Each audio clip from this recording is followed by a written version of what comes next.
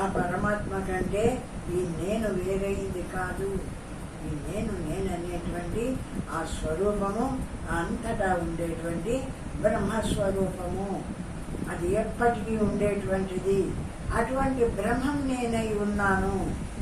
ఈ నేననేటువంటిది ఆ విధంగా ఎప్పటికీ ఉండేటువంటి ఈ బ్రహ్మముందు ఆ బ్రహ్మం నేనై ఉన్నాను. శివోహం శివోహం శివోహం. ఆ బ్రహ్మం నా స్వరూపము, దేహం కాదు. ఇది కొంతకాలం ఉండి కొంతకాలానికి పోయి దేహం కాదు. నేను ఇంట్లో ఉండేటువంటి జ్ఞాన స్వరూపుడనైన నేను సర్వవ్యాపకంగా ఏ బ్రహ్మస్వరూపం ఉందో ఆ బ్రహ్మస్వరూపము ఎప్పటికీ ఉండేటువంటిది, శాశ్వతమైనటువంటిది. అటువంటి బ్రహ్మమై నేను ప్రకాశిస్తున్నాను.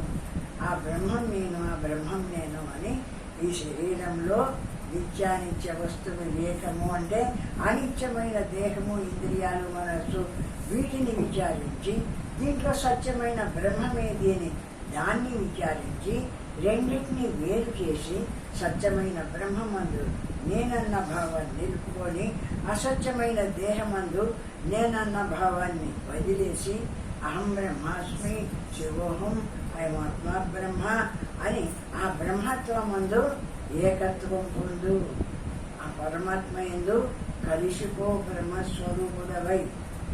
ఏమని మహావాక్యాలు ఏమనుకున్నా. అందుకే నేను మహావాక్యాలు ఒకసారి ఏదో తెలియజేసుకోవాలనుకుని, ఎందుకంటే ఇంతవరకు వచ్చినారు కదా, బాగా విచారణ చేసినారు, తెలుసుకున్నారు, అర్థమైంది. ఇప్పుడు మనకు సాక్షాత్తుగా ఉండేది ఆ బ్రహ్మస్వరూపమే అని తెలిపోవాలి. మళ్ళీ నేను ఈ దేహము, నేను ఇంత అలంకారం పొందాను, నేను ఇట్లా అయ్యేది. అనంతమైన బ్రహ్మం దీంట్లో ఉంది, అది ప్రకాశిస్తుంది. ఆ బ్రహ్మం నేను, ఆ పరమాత్మ నేను అనేది శుద్ధంగా అర్థమైపోవాలి, సందేహం లేకుండా. అట్లా చేస్తుంది మహావాక్యాలు. వాటి పేరే మహావాక్యాలు. అన్ని వాక్యాలు లాంటివి కావు.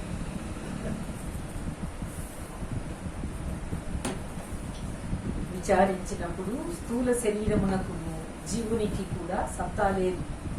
జీవుడు అనేది ప్రతిబింబము కనుక ఈ జ్ఞానమంతయు సాక్షిదిగా గ్రహించినప్పుడు తాను ఒక్కడుగానున్న బ్రహ్మస్వరూపుడవుచున్నాడు. ఈ సత్తా ప్రతిబింబించినాడు దీంట్లోకి. ఎవరు? సర్వవ్యాపకంగా ఏ బ్రహ్మస్వరూపం ఉందో ఆ బ్రహ్మస్వరూపము ఈ హృదయంలోకి ప్రతిబింబించింది. ఇది కూడా వాస్తవంగా ఎప్పటికీ ఉండేది కాదు. ఎందుకు? శరీరం ఉంటే ప్రతిబింబించి ఉంది, శరీరం పోతుండగానే మళ్ళా బింబంలో చేరిపోతుంది. ఎప్పటికీ ఉంటుంది ఆ జీవుడుగానే. ఇది కూడా వాస్తవమైంది కాదు. కాబట్టి ఎందుకు అంటే ఆ అఖండమైన పరమాత్మ స్వరూపము ఎప్పటికీ ఉంది, దాంట్లో ఉంచి ఈ శరీరంలోకి ప్రతిబింబించింది. నేను అంటూ ఉంది తాత్కాలికంగా. కానీ ఈ నేను అహం బ్రహ్మాస్మి, ఆ బ్రహ్మస్వరూపుడన నేను. శివోహం అయమాత్మ బ్రహ్మ, ఆ బ్రహ్మమే నా స్వరూపము, ఆ బ్రహ్మమే నేను అని బాగా విచారణ చేసి బ్రహ్మత్వమందు నిలిచి ఈ దేహ మనోభావాలను వదిలేసి అర్థం చేసుకోవాలా. అప్పుడు ముక్తి కలుగుతుంది.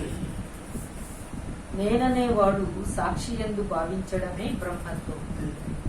సాక్షి సర్వాన్ని ఏది తెలుసుకుంటుందో, నా మనస్సును తెలుసుకుంటుంది, బుద్ధిని తెలుసుకుంటుంది, జాగ్రత్తని తెలుసుకుంటుంది, స్వప్నాన్ని తెలుసుకుంటుంది, సుషుప్తిని తెలుసుకుంటుంది. మొత్తము ఈ శరీరంలో జరిగేటువంటి విషయాన్ని అంతా ఏది తెలుసుకుంటుందో ఆ సాక్షి రూపమైన ఏ జ్ఞానముందో ఆ జ్ఞానము నా స్వరూపము, ఆ నేను బ్రహ్మస్వరూపము, ఆ నేను పరమాత్మను అని తెలుసుకో అంటాడు. స్వసంకల్పవశాత్ బద్ధో నిసంకల్పా విముచ్యతి. సంకల్పవశాత్తు బంధ అంటే ఊరికే దాని గురించి దీని గురించి వాణి గురించి వీని గురించి నిరంతరం సంకల్పం చేస్తున్నవే. ఆ సంకల్పమే నీకు బంధానికి కారణము. అన్ని ఈ విషయాన్ని అర్థం చేసుకొని అప్పుడప్పుడు వదిలేసి నిలిచి ఏం జపం చేయవాకు, ధ్యానం చేయవాకు, ఊరికే లేదు ఏదనకుండా లోపల శబ్దాన్ని నేను అనేటువంటిది అది ఇట్లా ఇది ఇట్లా అంటుందే దాన్ని నిలబెట్టేసి ఏది అనకుండా ఊరికే నిలబడి, ఊరికే నిలబడినప్పుడల్లా నువ్వు ఏమైతున్నావు? అనంతమైన బ్రహ్మస్వరూపుడమవుతున్నావు. ఆ విధంగా నిలిచి ఆ బ్రహ్మత్వాన్ని తెలుసుకో. ఇది కదా నా స్వరూపము, ఈ నేను కదా పరమాత్మను అని బాగా అర్థం చేసుకో అంటారు. జనుడు తన సంకల్పం చేతనే బద్ధుడగుచున్నాడు. మనసు యందు ఏ సంకల్పమున్నను ఉన్న దేని ఎడల ముక్తుడగుచున్నాడు. మనస్సులో ఏ సంకల్పమైనా ఉన్న ఎడల బద్ధుడవుతున్నాడు, బంధింపబడుతున్నాడు. ఈ ప్రపంచం సత్యమని ఈ విధంగా సుఖ దుఃఖాల్లో పడిపోతున్నాడు. ఎప్పుడు ఏది నేను కాదని నేను ఊరికే నిలబడిన ఆయన ఏది కాదని నిలబడుతున్నాడు, అప్పుడు ముక్తుడవుతున్నాడు. ముక్తి బంధానికి ముక్తికి కారణము పెద్దగా లేదు. విషయ సంకల్పాలను కలిగి ఉండడం బంధము. విషయ సంకల్పాలను వదిలేసి మౌనంగా నిలబడినాడు ముక్త స్థితి. అంతే కారణము. ఆ విధంగా బంధానికి కారణము, ముక్తికి కారణము మనస్సే అయినా విషయ రూపాన్ని పొందితే బంధము, నిర్విషయమై నిలిస్తే ముక్తి. ఆ విధంగా ఉంటుంది మనస్సు. సంకల్పం ఉన్నంత కాలము మనస్సు ఉన్నదని అదే బంధమనియు, సంకల్ప క్షయమే మనోనాశమనియు, అందువల్ల బుద్ధి మాత్రము లయించకుండా ఉండి ఆ బుద్ధి సాక్షిలో లయమైనప్పుడు కేవల బ్రహ్మస్వరూపుడగు. ఎప్పుడు సంకల్పం ఒక్కటి నిలబడి ఏమి విషయాన్నంతా వదిలేసి ఆ ఇచ్చినటువంటి ఆ జ్ఞాన స్వరూపము ఆ బుద్ధి బట్టి నిరాకారమైన బ్రహ్మం నేను అని నిలబడి మౌనంగా నిలిచినప్పుడు మోక్షాన్ని పొందుతుంది. బ్రహ్మ మాత్రమై నిలుస్తుంది. ఆ బుద్ధి వస్తే ఈ మనసులో సంకల్పాలు చేసి ఇది నేను అది నేను అనుకున్నదంటే ప్రపంచంలో కలిసి బంధాన్ని పొందుతుంది. అందుకే మౌనంగా నిశ్శబ్దంగా ఏం పని కాదు, ఏం చేయమని చెప్పదు అక్కడ నీకు మోక్షానికి. ఏది అనకుండా నిలబడు, మౌనంగా నిలబడు, నిశ్శబ్దంగా. ఏమనకపోతే ఏ ప్రపంచము లేదు చూడు నీ దగ్గర.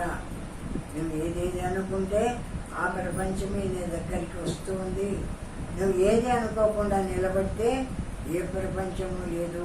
అప్పుడు సర్వసాక్షి, సర్వాన్ని తెలుసుకునేటువంటి జ్ఞానస్వరూపమైన సాక్షి మాత్రము ఉంది. ఆ జ్ఞానస్వరూపుడనే నేను, ఆ బ్రహ్మమే నా స్వరూపము అని ఆ విధంగా ముక్తిని పొందుతున్నావు అంటారు. అట్టి వారు అవధూతలు, అజగరుడు మొదలగు వారు తుర్యాతీతులని భావము.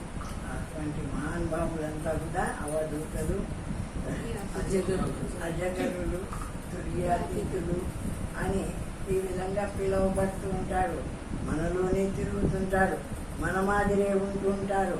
కానీ వాళ్ళ స్థితి మాత్రము ఎప్పుడు ఆ అఖండమైన బ్రహ్మ మాత్రంగా నిలిచే సత్తా వాళ్ళ దగ్గర ఉంది. వాళ్ళకి తెలుసు ఎక్కడ ఉంటే బంధింపబడతాను, ఏది వీడిస్తే హాయిగా బ్రహ్మ మాత్రంగా నిలిచి సుఖాన్ని పొందుతాను, మోక్షాన్ని పొందుతాను అనేటువంటి విషయము తెలిసిన వాళ్ళు కాబట్టి ఎప్పటికీ ఈ ప్రపంచంలోనే నాది నేను అనుకుంటూ పడింటారు.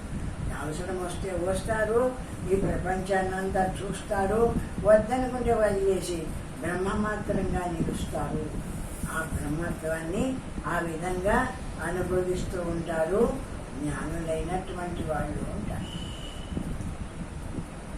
ద్రష్టా దృశ్య వశాద్బద్ధో దృశ్యా భావే విముచ్యతే. లోకమందు చూచేవాడు, చూడబడే వస్తువు అని రెండు ఉన్నవి. ఈ రెండును జడము. వీటి యందున్న సత్తా రూపమైన చిక్కల ఒకటిగానున్నది. ఇప్పుడు మనం ఒక వస్తువు ఉంది, ఆ వస్తువును చూస్తూ ఉన్నాము అని మనం ఉన్నాం. మన చేత చూడబడుతూ వస్తూ ఉంది. దాన్ని నేను చూస్తున్నాను అనేటువంటి నేను అనేటువంటి ఒక కర్తకుడు ఉన్నాడు. ఈ విధంగా చూచేటువంటి కర్త, చూచేటువంటి చూపు, చూడబడే వస్తువు, ఈ మాదిరిగా మూడుగా అయితే ఉన్నాం. బయటికి కదిలి వస్తే మనకు తెలియదు. కానీ ప్రపంచ రూపమైనామంటే మూడైనాం. మూడెప్పుడైనా చూసే నీవు, చూడబడే వస్తువు, చూస్తున్న క్రియ, మూడుగా తయారైనావు. ఎప్పుడు ప్రపంచ విషయం మీదకి వస్తే, ఎప్పుడు దీన్ని వదిలేసి నిలబడినావు బ్రహ్మమాత్రంగా. ఇప్పుడు బ్రహ్మమైన నేనే ఉన్నా, నా చేతి చూడబడేది ఏది లేదు. చూసి నేను అనేటువంటి ఒక కర్త లేడు. సర్వము బ్రహ్మమయంగా ఉంది. ఆ విధంగా నిలిచి ఈ త్రిపుటి లేనటువంటి మూడుగా ఉన్న స్థితిని మార్చుకో, అర్థం చేసుకో. మూడుగా ఉన్నానా, లేక నేను ఏకరూపమై ఉన్నానా జ్ఞానమాత్రంగా? ఈ విషయాన్ని మనం ఎందుకు విచారిస్తున్నామంటే, మనలో జరిగేటువంటి విషయాలే మనకు తెలియని స్థితిలో మనల్ని లాక్కొని పోతుంటాయి బయటికి. కానీ ఈ విధంగా విచారించినామంటే ఏది ఇప్పుడు తెలియబడింది కదా, బయటంతా చూడబడే ప్రపంచం ఉంది. దాన్ని చూసేటువంటి నాలో జ్ఞానం పోయి దాన్ని చూస్తుంది. చూస్తున్నాను నేను అనేటువంటి అహం రూపమైన నేను అనేటువంటి వ్యక్తిత్వం ఉంది. ఈ మూడు ఉండబట్టే నేను ఈ ప్రపంచాన్ని అంతా వ్యవహారం చేస్తూ నడుపుతున్నాను. నాకు అర్థమైంది, ఈ మూడుగా ఉన్నాను, వద్దు, నేను ఏది లేదు, సర్వాన్ని గ్రహించేటువంటి శుద్ధ జ్ఞాన స్వరూపం నేను అనుకున్నాను. మూడింటిని విడిచేసినాను, మౌనంగా లేచి బ్రహ్మమాత్రంగా. ఇప్పుడు నేను ఒక్కటిగా ఉన్నాను, మూడుగా లేను. నా దగ్గర చూడబడే ప్రపంచము, చూసే చూపు, చూస్తున్నాననేటువంటి కథ ఏది లేదు. కేవలం జ్ఞానమాత్రంగా ప్రకాశిస్తున్నాను. ఈ జ్ఞాన స్వరూపంగా ప్రకాశించే ఏ బ్రహ్మముందో ఆ బ్రహ్మం నా స్వరూపము, ఆ నేను పరమాత్మను. ఆ విధంగా పరమాత్మగా నిలిచి ఆ విషయాన్ని అర్థం చేసుకున్నటువంటి వాడు మొత్తాన్ని వదిలేస్తాడు. శుద్ధ జ్ఞాన స్వరూపంగా నిరాకారంగా నిలిచి బ్రహ్మమై నిలుస్తాడు. పరమాత్మ స్వరూపుడై నిలబడతాడు. ఇది తెలియక స్థూల వస్తువును స్థూల దృష్టి చేత చూచినప్పుడు చూచే తాను ఈ వేద జ్ఞానమునందున్నందున బద్ధుడగుచున్నాడు.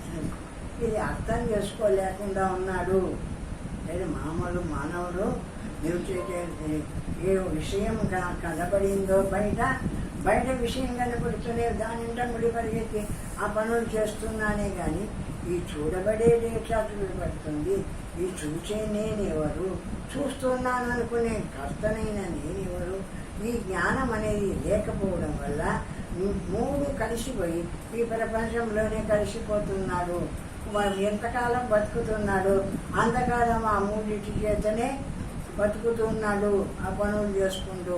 వాడికి ఇవన్నీ వదిలేసి ఈ జ్ఞానస్వరూపం నా స్వరూపం అని తెలుసుకునేటువంటి యోగ్యత వాడి దగ్గర లేదు. కాబట్టి వానికి ఆ బ్రహ్మం తెలియని స్థితిలోనే దాటిపోతున్నాడు.